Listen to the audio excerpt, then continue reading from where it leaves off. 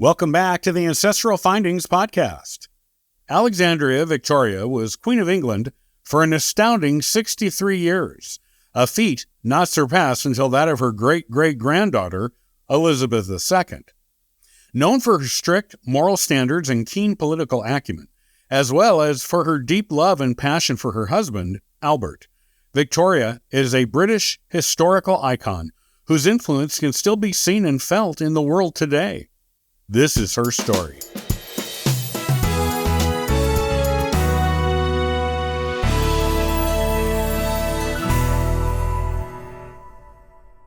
King George III of England, the same one who was king during the American Revolution, had an heir problem. The problem was none of his 15 children had produced a legitimate heir, save for his eldest son, the future King George IV, who had a legitimate daughter named Charlotte. Some of his 9 sons had illegitimate children, 3 of his 6 daughters married but had no surviving children, and 3 of his daughters never married at all. The entire future of the kingdom was placed on Princess Charlotte.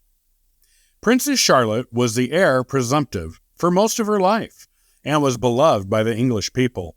When she crossed to the other side in childbirth at only 21 years old, and the baby with her, it was a calamity for the British monarchy. The race to produce a legitimate grandchild of the king to be their heir for the next generation was on among the king's sons, all of whom were over 40 years old at the time. It was Prince Edward, the king's 5th son, who heeded the call, dismissing the mistress with whom he had been living in Brussels and proposing marriage to the sister of Princess Charlotte's widower. In 1819, the 2 years after the country lost Charlotte, Edward's wife gave birth to their legitimate daughter, Alexandria Victoria. This daughter, the only child the couple had together, would grow up to become Queen Victoria of the United Kingdom of Great Britain. Victoria's father, having produced a legitimate heir to the kingdom, crossed to the other side when Victoria was less than a year old. Her grandfather, King George III, crossed only a week after Victoria's father. This left Charlotte's father as King George IV. George, who was estranged from his wife, had no more children and crossed in 1830. This left George's brother, William, as King William IV. William had legitimate children, but his 2 legitimate daughters, both born around the same time as Victoria, but they crossed as infants. This left Victoria as heir presumptive. Since William IV didn't trust Victoria's mother to be able to competently conduct a regency, William declared that he intended to live until Victoria was at least 18 years old, which would make a regency unnecessary. To the delight of almost everyone, he accomplished just that. Victoria described her childhood as lonely and melancholy. Her mother was extremely protective of her and brought her up under a strict set of rules she called the Kensington system. Victoria was only allowed to be around people her mother and her comptroller's supposed lover, Sir John Conroy, deemed acceptable, which excluded most of her father's royal side of the family, was made to sleep in the same bedroom as her mother every night, followed a rigorous tutoring schedule, and her playtime was limited to dolls and her pet dog, Dash. She was also mostly kept away from court, as her mother was supposedly scandalized by the presence there of King William IV's illegitimate children. Victoria's mother and John Conroy intended to raise Victoria to be weak-willed and dependent on them. It had the opposite effect. Despite pressure from both of them to appoint Conroy to her household, the teenage Victoria refused. Once she became queen, she banished Conroy from her sight, though he remained in her mother's household, and only rarely deigned to visit with her mother. She had a lot of resentment for the way the 2 of them raised her. A marriage match was proposed for her when she was 17 years old. Her mother's brother, Leopold, the now remarried widower of Princess Charlotte, who was the King of Belgium, wanted to marry his niece to his brother's son, Albert. King William IV, though, wanted to marry her to the second son of the Prince of Orange. Victoria entertained several suitors, but it was clear she liked Albert the best. Her diary describes their first meeting when he came to England to see her, in glowing terms. She did not think she was ready for marriage yet, but her desire for Albert was such that most involved in the marriage negotiations thought their union at some time in the future was all but a mere formality. From the moment they met, Victoria only had eyes for Albert. A month after Victoria turned 18 years old, her uncle William, King William IV of England, crossed to the other side at age 71. Victoria was awakened and informed she was queen at 6 o'clock in the morning, after which she went back to bed, alone this time. She was queen now, and her mother and Conroy were her subjects. If she didn't want to sleep in the same room as her mother anymore, she did not have to. She signed a few documents on her first day as queen with her full name, Alexandria Victoria, always called Drina by her mother, then crossed the first name out and asked that it not be used anymore. She was Queen Victoria, and that is how she would from then on be known. Britain and the Kingdom of Hanover had shared a monarch since George I ascended the English throne in 1714. Hanoverian law, though, did not allow women to ascend to the throne, so Victoria's uncle, her father's younger brother Ernest, ascended to the Hanoverian throne, ending the personal union between Great Britain and Hanover. Until Victoria had children, her uncle Ernest was her heir presumptive. Even though Victoria wanted complete independence from her mother, social convention at the time dictated that an unmarried woman had to live with a parent or guardian even if she was queen, so Victoria consigned her to a distant apartment in Buckingham Palace and often refused to see her. Her advisors told her she could remedy the situation by marrying, but she did not want to be hurried into it. Albert came to visit a second time in 1839, and Victoria found him just as captivating as she had 3 years prior at their first meeting. She proposed to him, as was required since she was a queen, and he was only a prince of another kingdom, just 5 days after he arrived in Great Britain.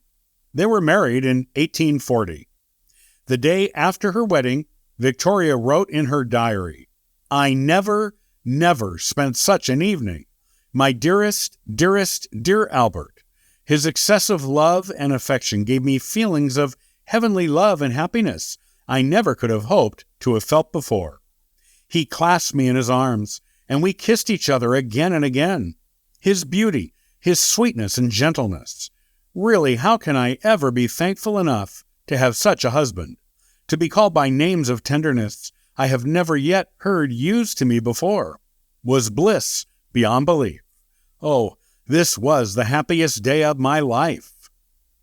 Victoria gave birth to their first child, a daughter also named Victoria. Later the same year they were married.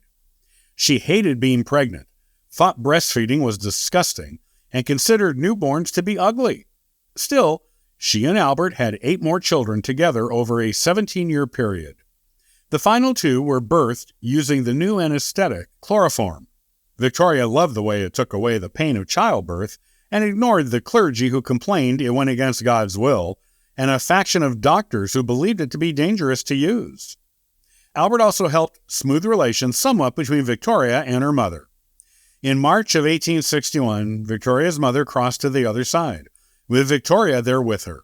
After her crossing, Victoria read some of her mother's papers and realized her mother had loved her deeply her whole life, something she hadn't believed prior. She was heartbroken at all the time lost between them and blamed Conroy and her childhood nanny for creating a wedge between them. After she recovered somewhat from her grief, Victoria and Albert took a holiday together. While on this holiday, they visited their eldest son, the Prince of Wales, who was doing army maneuvers close to Dublin. In November of that year, Albert was made aware of gossip that the Prince of Wales had engaged in sexual relations with an actress in Ireland, and went to Cambridge, where the prince was studying, to confront him about it. Shortly after this visit, he became quite ill and was diagnosed with typhoid fever.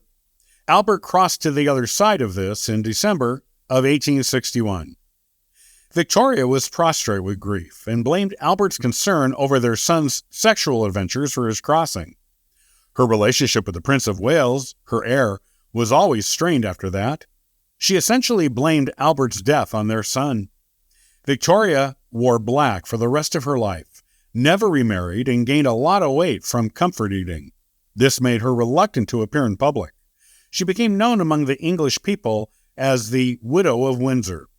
Victoria may not have made many personal appearances after losing Albert, but she was still an active and involved queen.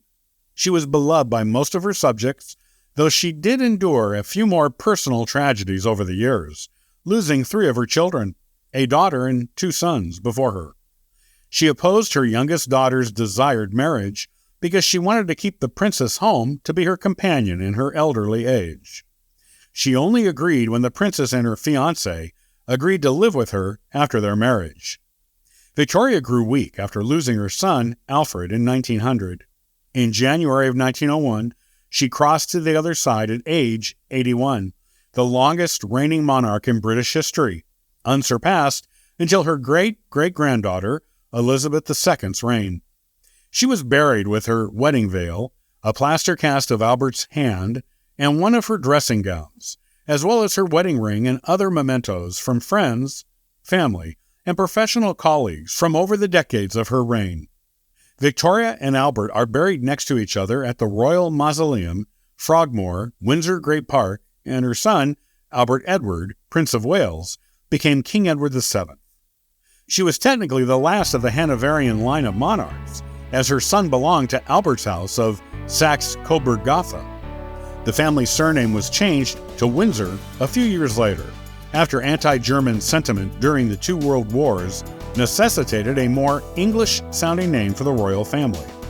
The family is still known as Windsor to this day.